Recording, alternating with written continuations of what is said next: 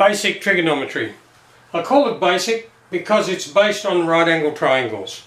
There are other branches of trigonometry that don't require right angle triangles, and you would consider that a little bit more advanced.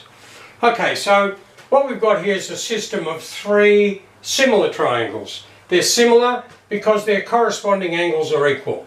30 degrees is common to all three. 90 degrees are corresponding angles that are equal.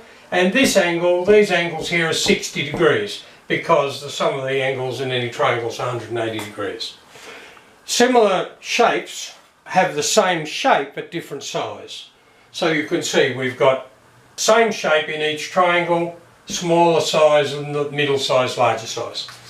Okay, now the secret of this is that for this particular angle, H1 over O1 will be exactly the same as H2, a larger hypotenuse, over O2, which is exactly the same as H3, the largest hypotenuse, over O3.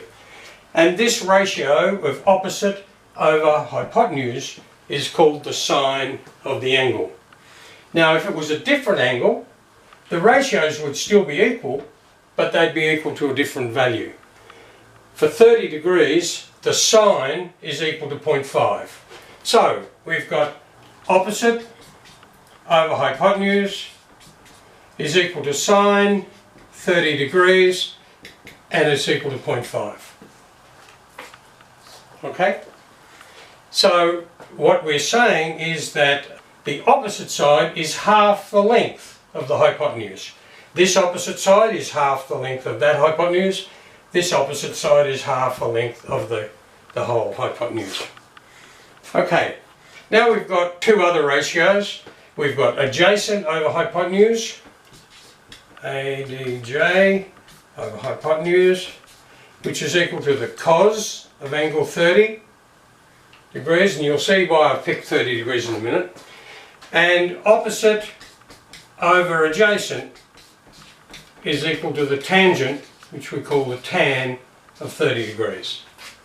Okay, now the 30 degree angle comes from half of an equilateral triangle. That doesn't look too equal, but let's say they're all equal, and they're all got angles of 60 degrees, interior angles 60 degrees. If I cut this in half, I'm going to have a 30 degree angle up there.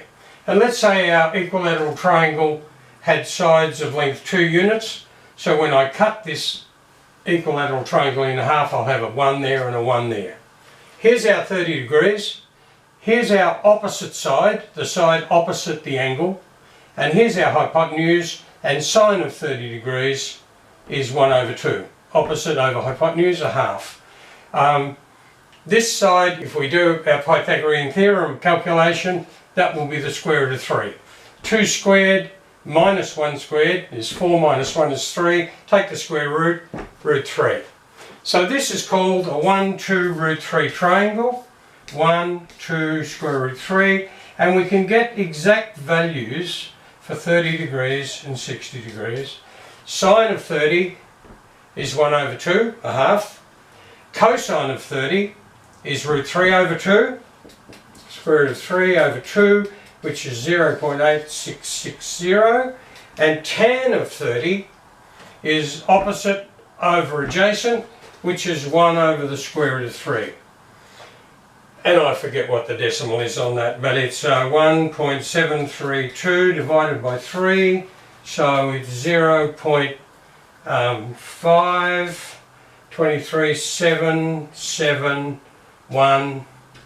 Go on, these go on as well. Okay, so sine 30, cosine 30, tan 30 all come from these ratios: opposite over hypotenuse, adjacent over hypotenuse, and opposite over adjacent. And one of the acronyms that's useful as a memory aid for remembering the ratios is SOHCAHTOA. SOHCAHTOA.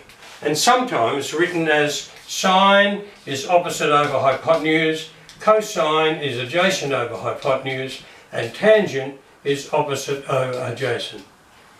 Okay, useful. Some people hate acronyms for things like this, but it's certainly a really good memory aid. The sine of an angle, opposite over hypotenuse, the cosine of the angle, adjacent over hypotenuse, the tan of an angle, opposite over adjacent.